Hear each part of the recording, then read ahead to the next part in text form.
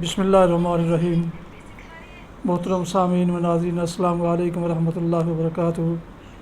امید ہے آپ اللہ تعالیٰ کے فضل و کرم سے خیریت سے ہوں گے۔ اللہ تعالیٰ آپ کو، آپ کے اہل خانہ کو، آپ کے والدین، اعزاء کار دوست و احباب کو ہمیشہ اپنی حفظ و امان میں رکھے، آمین۔ کڑوے گلاب سلسلے کا ولاگ پیش کرتے ہیں۔ یاد رہے کہ اس ولاگس کا مضمون ہمیشہ جناب محمد سلیم بٹ صاحب کی کسی ایک کتاب سے لیا جاتا ہے۔ آج کا ولاگ بھی ان کی کتاب پاک نگری سے لیا گیا ہے۔ تو شروع کرتے ہیں آج کا کڑوے گلاب سلسلے کا ولاگ۔ عنوان ہے کالا باغ ڈیم کی تعمیر۔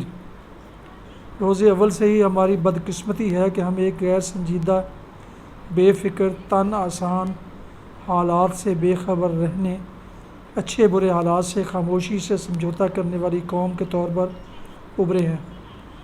ہماری اس صفت کے پیش نظر ہی دنیا اور ہمارے حاکم ہمارے ساتھ کیے جانے والے برتاؤ کا انتخاب کرتے ہیں۔ آج ملک میں کالا باغ ڈیم بنانے کا ڈھل مل سا عزم اور اس کے مقابل نہ بننے دینے کے پختہ ارادوں کے ٹکراؤ کی کیفیت نظر آ رہی ہے۔ صدر پرویز مشرف اپنی تمام رعنائیوں، طاقت اور کروڑوں انسانوں کی نمائندگی کرنے والے ساتھیوں کے باوجود اس محاذ پر اکیلے ہی دکھائی دے رہے ہیں، اور حلوے مانڈے اڑانے والے ان کے ساتھی اس مسئلے پر خاموش رائے زنی سے اجتناب کی پالیسی پر گامزن ہیں۔ صدر صاحب نے یہ بیڑا پہلے خود اٹھایا، پھر اپنے نائب کپتان یعنی وزیر اعظم کو بھی اس جنگ میں کودنے کی ہدایات دیں۔ دونوں مل کر سندھیوں کو یقین دلا رہے ہیں کہ سندھیوں کے خدشات بے بنیاد ہیں، اور صدر صاحب نے یہاں تک کہہ دیا کہ میں بھی ایک سندھی ہوں، اس ناطے سے وہ اس کے مفادات پر آنچ نہیں آنے دیں گے۔ مزید یہ کہ ڈیم بننے سے سب سے زیادہ فائدہ سندھ کا ہی ہوگا اور نہ بننے سے نقصان بھی ان کا۔ انہوں نے مزید فرمایا کہ حکومت پاکستان اس سلسلے میں سندھ کو ہر قسم کی ضمانت دینے کو تیار ہے، لیکن جیسے وہ مہاجر ہونے کے ناطے سے اپنے آپ کو سندھی کہہ رہے ہیں، اسی واسطے سے ان کے سنگی ساتھی جناب الطاف حسین اور ان کی جماعت نے بھی صدر صاحب کی ہم نوائی کرنے سے صاف انکار کر دیا ہے۔ اصل مسئلہ ماضی کی وعدہ خلافیوں کا ہے۔ منگلا اور تربیلا ڈیم اب بنے لوگ اپنی زمینوں اور دیگر ذرائع روزگار سے تو محروم ہوئے ہی تھے، وہیں انہیں اپنے مکانوں اور بزرگوں کی قبروں سے دستبردار ہونا پڑا۔ کیا انہیں ان قربانیوں کا صلہ کسی مالی منفعت کی شکل میں ملا؟ کیا کوئی کالونیاں بنا کر ان کو آباد کیا گیا؟ وہ آج تک اپنے ہاتھوں میں کلیموں کے کاغذ لیے ادھر ادھر بھٹکتے پھر رہے ہیں۔ ان کا حشر دیکھ کر کالا باغ ڈیم کی زد میں آنے والے لوگ بھی اس کی مخالفت کر رہے ہیں۔ موجودہ حالات میں رہی بات سندھ کی دیگر پارٹیوں کی ڈیم مخالفت، وہ تو سمجھ آتی ہے، لیکن ارباب رحیم وزیر اعلیٰ نے بھی ڈیم پر سب سے بڑا فائر مارا اور کہا کہ اگر ڈیم شروع کیا گیا تو وہ اس صورت میں وزارت عالیہ چھوڑ دیں گے۔ ادھر اگلے دن جناب اسفندیار ولی نے لاہور کے ایک فورم پر برملا یہ کہا کہ ملک میں پانی کی شدید قلت ہے، ہمیں اس کا احساس ہے، ہم کہتے ہیں کہ بادشاہ ڈیم بناؤ، ہمیں کوئی اعتراض نہیں، لیکن ہم کالا باغ ڈیم نہیں بننے دیں گے کیونکہ اس سے صوبہ سرحد کو نقصان ہوگا۔ انہوں نے صاف الفاظ میں کہا کہ اب پنجابیوں کو آنکھیں کھولنی ہوں گی اور اپنے اوپر یہ الزام عائد ہونے سے بچنا ہوگا کہ وہ 3 صوبوں کی آراء کے خلاف کام کرتا ہے۔ اگر ہم پاکستانی ایک اکائی ہیں تو بڑے بھائی کو بھی چھوٹے بھائیوں کی بات سننی ہوگی۔ دوسری طرف حکومت میں شریک لوگوں کو ان کے غیر ذمہ دارانہ رویوں پر ان کا سیاسی ریمانڈ لے کر ان کو دوزخ اور جنت کا نظارہ کروا دیا گیا۔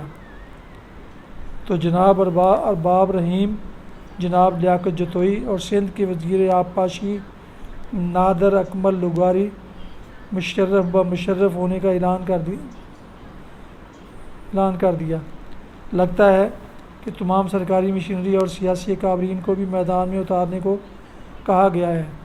اب تو چودھری شہزاد حسین بھی روٹھے صوبوں کو بنانے کے لیے ہاتھوں کے ساتھ پیروں کے انگوٹھے بھی ضمانت پر لگانے کی گارنٹی دے رہے ہیں، لیکن ڈیم مخالف سیاستدان ان وعدوں پر شاید اس لیے یقین نہیں کر رہے کہ جو حشر وردی اتارنے کے وعدے کا ہوا وہی اس کا ہوگا۔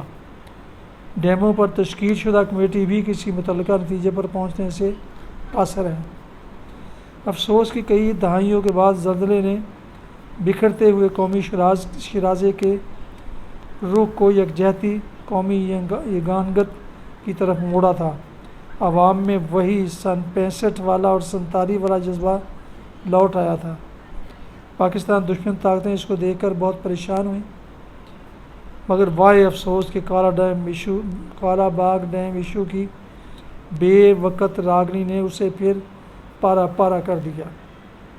ادھر انڈیا کی فوجی تیاریوں اور غیر ملکی اتحادیوں کے ساتھ فوجی مشقیں دیکھیں، اس کا نئے سرے سے اسلحہ کے انبار جمع کرنے اور ماڈرن اسلحہ کی خرید کے معاہدے اور فوجی تیاریاں دیکھیں تو سوچ آتی ہے کہ آخر یہ کس کے خلاف ہیں۔ اس کی کشمیر کے مسئلے کے حل میں ہٹ درمی دیکھیں اور پھر ہم اپنی سرحدوں کو دیکھیں۔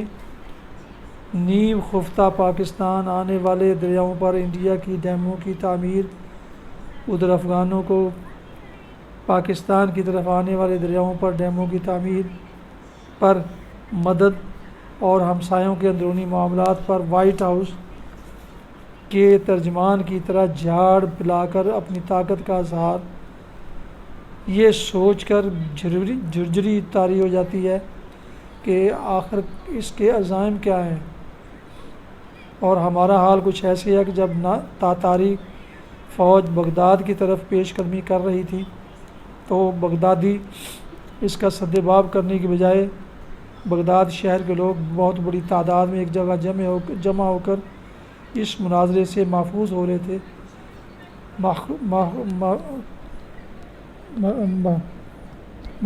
رہے تھے کہ گھوڑے کا پیشاب پلید ہے یا پاک۔ جب قومیں تباہی کی طرف گامزن ہوتی ہیں تو پھر ہلاکو آئے چنگیز خان وہ ہماری طرح بے فکر ہی رہتی ہیں۔ اب سوال پیدا ہوتا ہے کہ پنجاب ایک طرف تو قومی یکجہتی، ملکی وحدت کی بنا کے لیے بے شمار قربانیاں دے رہا ہے، تو دوسری طرف بجلی کی یہ ننگی تار کو ہاتھ لگانے میں پہل کیوں کرتا ہے؟ نواز شریف، شہباز شریف اور بے نظیر بھٹو کی غیر موجودگی اور سپورٹ کے بغیر ایسا اہم سنجیدہ موضوع چھیڑ کر قوم کی توجہ کسی اور اہم مسئلے سے تو نہیں ہٹائی جا رہی، کیونکہ بین الاقوامی شاطر ایسی چالیں چلتے ہیں کہ ہمیشہ وہ ہماری کمر ہی توڑ دیتے ہیں۔ یہ علیحدہ بات ہے کہ ہمیں احساس بعد میں ہوتا ہے۔ آئیے اب ہم دیکھیں جنہوں نے کوئی کام کرنا ہوتا ہے وہ عزم صمیم کے ساتھ اپنے مشن کی تکمیل کی خاطر خاموشی سے کیسے جت جاتے ہیں۔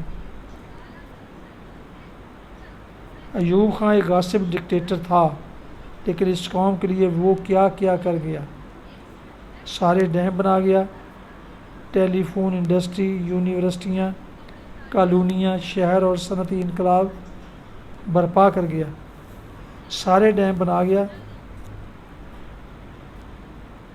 اور ساتھ ہی احساس دلایا کہ ہمیں دوستوں کی ضرورت ہے، آقاؤں کی نہیں۔ ذوالفقار علی بھٹو صاحب آئے، 24 گھنٹے میں 23 اسلامی ملکوں کا دورہ کر کے ملک کو ایک ہفتے میں مالی مشکلات سے نکال دیا۔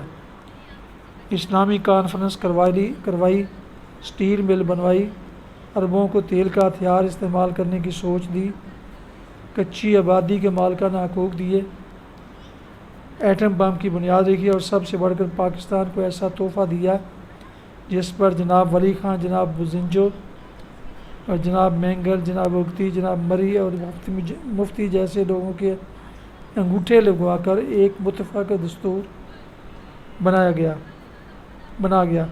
وہ علیحدہ بات ہے کہ ہم نے ترمیمیں کر کے اس کا اب حشر ہی بگاڑ دیا ہے۔